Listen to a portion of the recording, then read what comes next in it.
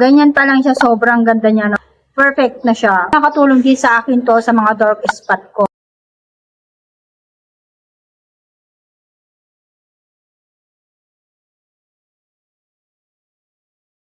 Hi mga mami ko! Welcome back to another video. Today is Sunday. Mga mami ko, sobrang init ngayon. So, ang pag-uusapan na naman natin ngayon ay sunscreen. So, puro sunscreen ako ngayon, no? Excited akong gamitin itong product na ito.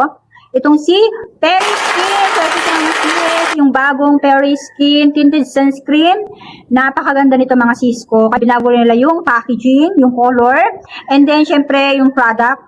Mas pinaganda nila yung product. Sobrang gusto ko talaga ang Periskin Tinted Sunscreen kasi napaka-importante nito sa atin guys. Lalo na ako, marami akong pekas. So, hindi talaga siya mawawala. Sa everyday routine ko, sobrang gusto ko na talagang itry yung bagong Periskin nila. Kung talagang may bago or mas pinaganda nila. So, guys, ayun na nga, mas pinaganda nga ang Periskin ngayon. So, ito ang nakakatuwa mga mami ko kasi nga lahat ng gusto ko sa isang product ay nandito na kay Periskin. Kilamos lang ako, maglalagay ulit tayo.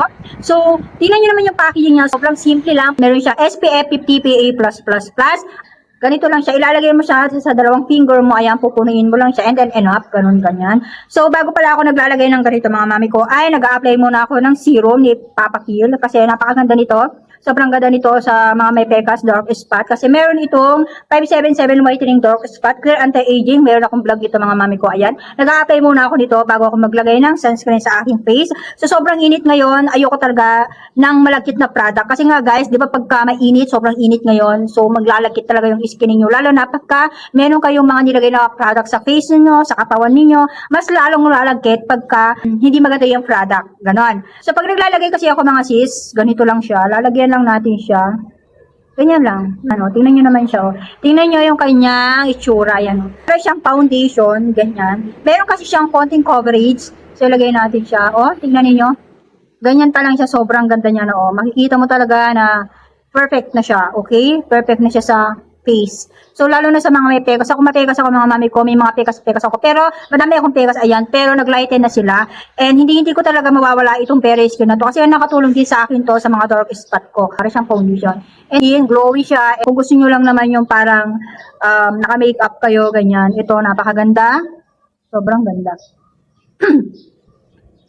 As you can see mga mami ko, ayan, ito lang yung nilagay ko, hindi ako naglagay ng foundation or what. Ito lang yung nilalagay ko talaga everyday. Alam nyo, yung kanyang texture talaga para talaga ako naka-foundation. Lala ng kanyang atake. Kasi nga, alam nyo yun, parang glowing skin kayo everyday, tapos fresh look. Kasi hindi siya malagkit. Napaka-lightweight lang niya, napakagaan sa mukha. Parang yung wala kayong nilagay talaga sa face niyo. Kahit kapalan nyo yan mga mami ko, sobrang gaan niya sa mukha. Yung parang wala kayong nilagay, walang irita. So, hindi mo na talaga antayin pa na mag 1 minute bago siya matuyo. Matutuyo siya agad kahit gaano kakapal. Yung ilalagay mong product, matutuyo siya agad. So, ayan, tuyo na siya. Diba? Kakalagay ko lang siya, tuyo na agad siya. Ito yung isa sa pinaka nagustuhan ko kay Periskin. Napaka-blendable niya. And then, nagustuhan ko pa dito, ganyan siya o walang matatapon na product dito kay Periskin dahil sa kanyang lalagyan. Ganyan. Magpopolvo na lang ako mamaya. Ang ganda ng kanyang finish. Yung amoy niya, hindi ko masyadong bet. Pero naman siya yung ganung kabaho. So, yun lang mga mami ko. Thank you for watching. Don't forget to subscribe, like, and share. Bye!